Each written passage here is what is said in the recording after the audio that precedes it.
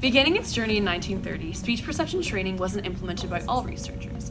This input-based form of treatment involved training children to better perceive speech sounds. John Locke advocated for its use, suggesting that it shouldn't be overlooked as difficulty in speech production is tied to difficulty in perceptual processing. Fast forward to not too long ago, Susan Ravashu developed the focus of today's presentation. Supporting Locke's theory, Ravashu's program was developed in 1994 and was termed SAILS, otherwise known as Speech Assessment and Interactive Learning System. An interactive program that can be used on an iPad, SAILS aims to train children in their speech perception abilities, but more on that later. Speech perception training has its roots in the following principle. How someone listens to speech will influence their ability to produce speech, and thus their underlying phonological representation. As a result, intervention should involve the following: exposing the child to instances of spoken language, including a variety of speakers and types of speech, improving the child's ability to distinguish between different phonemes, and training the child in their capacity to judge incorrect or correct sounds. How might we go about determining if a child is suitable for this form of intervention? SAILS has been found most suitable for children with SSD with speech perception difficulties.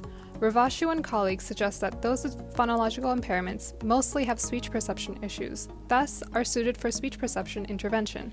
It is important to note that SAILS is typically given alongside direct speech therapy as well. A possible assessment protocol might take the form of the following. Firstly, it is important to determine if the child has a hearing issue, which could potentially impact their speech perception.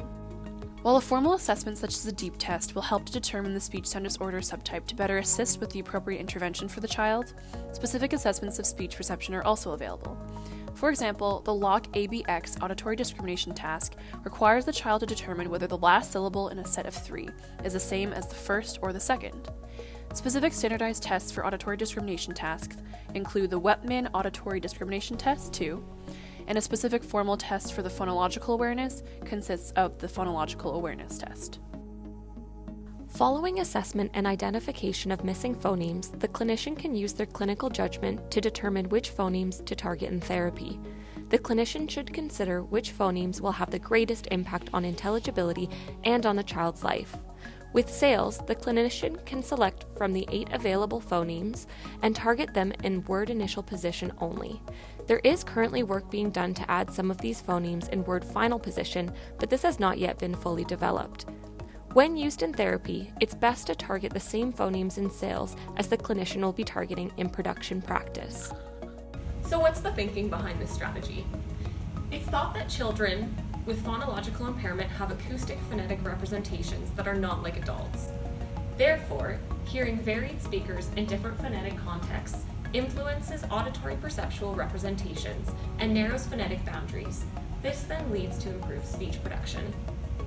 The therapy steps for SAILS are quite simple, making it easy for children to respond on a computer or iPad. The SAILS task uses a 2-alternative forced choice identification procedure. Children are asked to listen to samples of spoken words by multiple speakers and must identify if the word they heard is consistent with the target word. Visual feedback is given after the child responds. Okay, Erin, you're going to hear people say the word cat. If you hear the word correctly, I want you to point to the picture of the cat. But if you hear it incorrectly, I want you to point to the picture of the X. Is that okay? Mm-hmm. Sometimes the word is articulated correctly, and other times, error productions of the target word are articulated. In assessment mode, a reinforcement picture will appear for the child's answer, whereas in treatment mode, it will only appear for correct answers. The clinician sits with the child throughout the activity and provides positive feedback for correctly identified words and instructional feedback for incorrect responses. I didn't hear the sound k at the beginning of cat. Did you? It's not the word cat unless it begins with the sound k. Let's listen again, okay? That. Good listening. That was not the word cat. Each phoneme module involves 10 test trials. Good news for all the SLPs out there. It's easy to track progress on the SAILS app itself because the app automatically records the number of correct responses out of 10 for each module the child completes. This is used in combination with other therapy and has been shown through Ravashu's studies in 1994, 1998, and 2004 that children who received SAILS intervention made twice as much progress in articulation accuracy than children whose intervention programs did not include a speech perception component. When using SAILS for assessment, you can also compare the child's overall scores to the norms table to determine whether their performance is typical for their age. When it comes to transfer and generalization approaches, we refer to Van Riper, who says that once a child is able to discriminate a sound through auditory discrimination training, the SLP can move on to teaching the child the production of the sound. From there, the SLP can build up to other contexts such as syllables, words, and phrases. According to Dr. Ravashu, a child does not need to reach mastery before moving on to a new target. And since SAILS is paired with another form of intervention during the session, moving on to another target and criteria for discharge is determined both by the goals of the clinician and the therapy strategy being used. Data collection is done for the clinician right in the app. The number of correct responses in each module is counted and displayed for the clinician, making it easy to track the child's progress throughout the therapy block.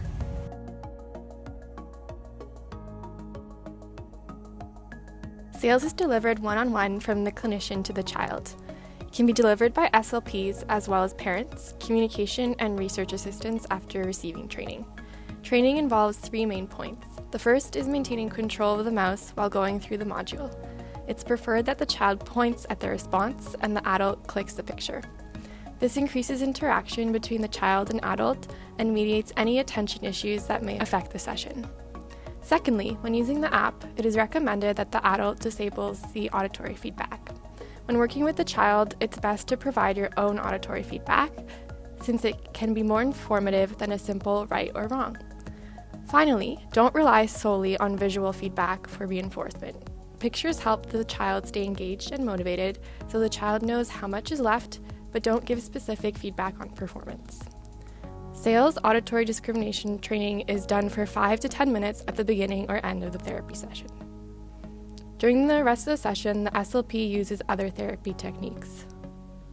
Across the auditory discrimination techniques in general, the duration of the therapy block, dosage frequency, and duration criteria have been shown to be variable. For example, depending on the discretion of the clinician, auditory discrimination has been used anywhere between 6 and 16-week therapy blocks. Obviously, more research is required. Back to the lab! In this table, we can see research studies conducted on SAILS. It should be noted that the vast majority of these studies were conducted by the SAILS creator, Dr. Susan Ravashu. The systematic reviews included do not analyze SAILS specifically, but auditory discrimination and speech perception training more generally. As a result, we recommend that further research should be done in assessing the validity of using SAILS as an assessment and intervention tool. That being said, one systematic review confirmed the validity of Ravashu's studies, which is good to hear. SAILS was developed to be used alongside with a speech therapy program for children who have speech sound disorders, and a number of Ravashu's studies support her claim.